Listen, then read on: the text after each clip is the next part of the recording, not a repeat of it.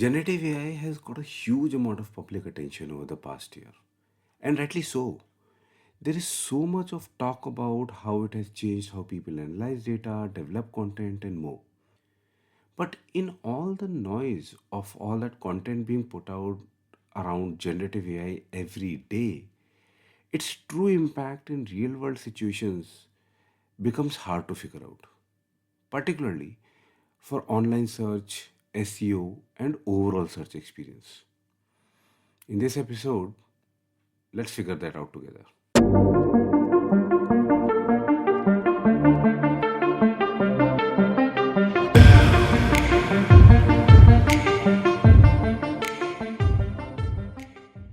In the early days, online search or Search 1.0 was driven by keyword search.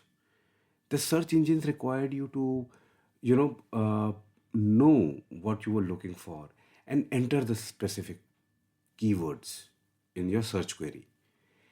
The research results were largely focused on matching the keywords in the search query with showing high ranking website pages that had the highest density of those keywords. The downside of this approach was that it often threw up inaccurate search results.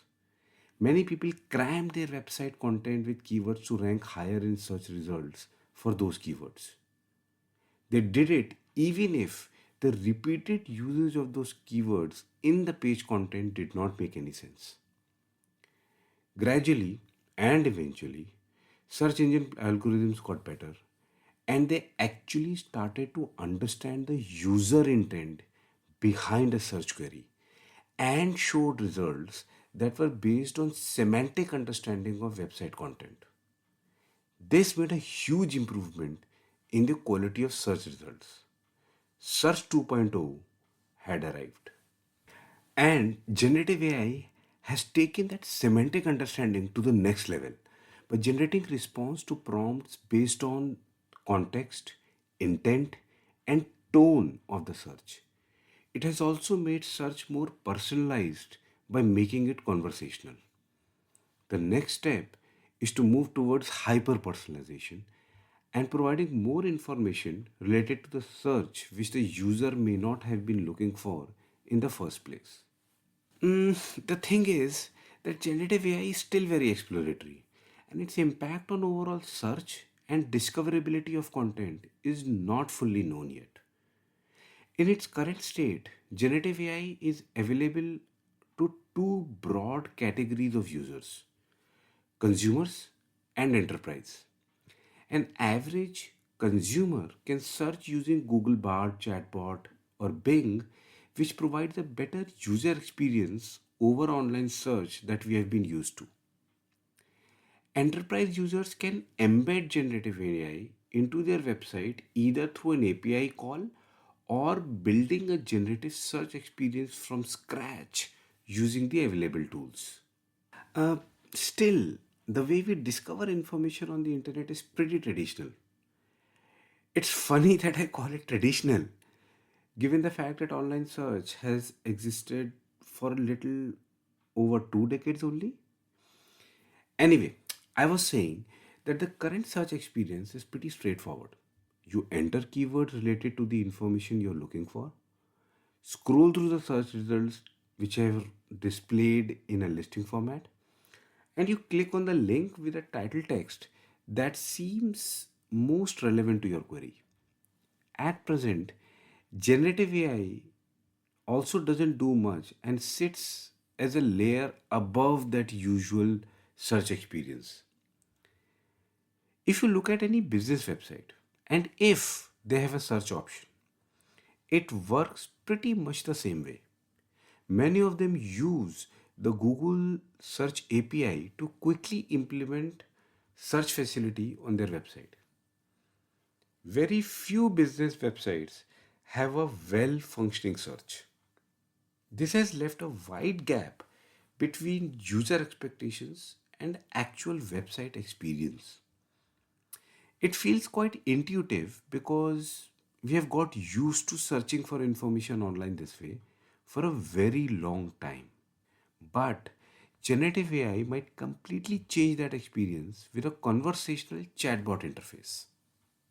So, whether you use Google Bard or ChatGPT, they both use a pretty similar interface. You simply type in your prompt for the information you're looking for, and the AI powered bot generates a response for you. Google Bard and Bing take it a bit further by suggesting relevant questions that you may want to ask with respect to your query. Both of them also list out the source links that have been used to generate that response. This conversational style of information discovery is game changing. Now you don't have to scroll through top ranking links, click on the one that you might think might give you the information you are seeking, visit the page, read or glance through the content, and explore the website further if needed. If you get whatever you're looking for, great. Otherwise, keep repeating the same process. Generative AI has made online search a lot more intuitive, personalized, and easy. Now imagine, let's imagine a scenario where a prospect visits a B2B business website that offers a similar search experience, like generative AI experience. They are greeted by a minimalistic UI which starts by asking some basic information about the person like name, company, and official email ID. Then a personalized welcome message pops up asking them to enter what they're looking for in in a text box. That chatbot generates a response using the language learning model that has been pre-trained only on data relating to that particular company. Data like services it offers, its sales collaterals, its USP and differentiators, and the thought leadership materials like blogs and case studies and videos, etc. This will allow prospects to quickly discover about that B2B company's services and capabilities in a fraction of time. Suggesting relevant follow up questions after every response generated, and displaying relevant pieces of thought leadership content will keep the user engaged while accelerating the process of information discovery. Such a search experience will be somewhat similar to an average user's experience on Amazon. As the prospect discovers more information about the B2B company's business in a conversational manner, she gradually moves from the awareness stage to an evaluation stage, leading up to conversion, possibly and hopefully. What this scenario shows is that generative AI has the potential to turn any website, any business website, into an accelerated lead funnel. Just imagine. And believe me, this is not a pipe dream. It is a possibility that can be achieved through cultural readiness, clarity of goals, identifying small but achievable use cases, thoughtful planning, and learning from data insights. I'll explain it a bit more for you. It is no secret that every new technology is looked at with suspicion, and rightly so. For a business to adopt a new technology means taking financial, operational, legal, and data security risks. So, every new technology initiative needs to go through cost benefit analysis before getting a go ahead. But one risk is usually ignored: cultural risk. Having a bit of skepticism is healthy and necessary, but adopting a new technology requires an open mind to gain awareness about it in the first place and curiosity to test it out. So, what I would recommend is define a pilot use case relevant to you and your business and have KPIs to measure performance. But please be ready for failure or limited success. Activate the experiment, test multiple versions of the same use case to arrive at the optimal version that achieves your KPIs. This is a crucial step because taking a use case pilot into production takes a lot of expertise. And finally, operationalize it with dedicated teams and infrastructure to oversee development and maintenance. During this entire process, it is important to make sure that the data used for training the language model is not client's data and stored on a secure server. This will also help avoid leakage of your intellectual property data. You could anonymize the data to make sure the language model is trained on realistic data. In all of this, the human element remains constant. By that I mean it is the humans who have to decide its adoption strategy, plan for it, test it out, and bring into business as usual state. So, the C suite needs to be well informed about it, and the execution teams need to be continuously trained and upskilled.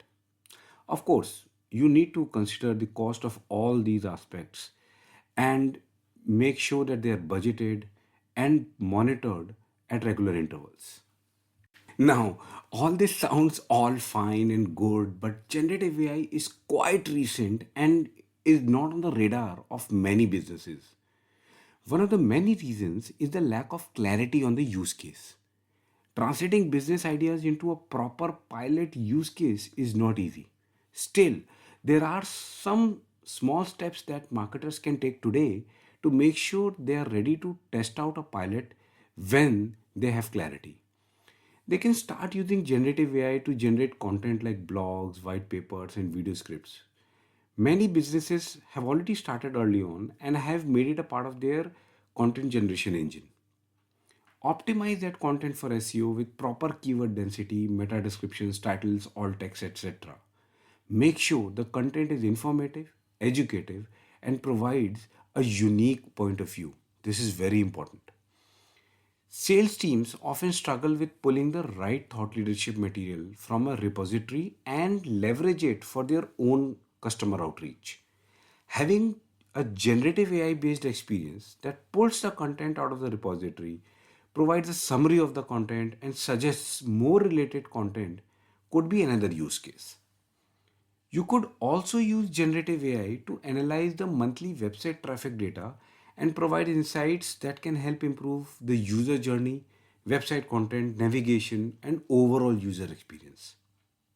Look, it's very easy to ignore a new technology that has gained a lot of public attention in a very short span of time. But generative AI is an advanced version of AI that we all are used to. You don't agree with me? Here are a few examples: Google autocomplete, YouTube search recommendations, and people you may know feature on Facebook. The point I'm making is that generative AI is a new technology that has been in the works long before it reached the general public. Yes, it is not a finished product, but it never will be. It will continue to keep learning and relearning to remain relevant to an average consumer as well as an enterprise user. It is the future of online search, and businesses and marketers cannot afford to ignore it. Because online search is the first touch point of information and brand discoverability, irrespective of the platform that search has been made on. What are the other marketing use cases that come to your mind where generative AI could be of help? Do share your thoughts. Talk to you in the next one. And hey, don't forget to like and subscribe.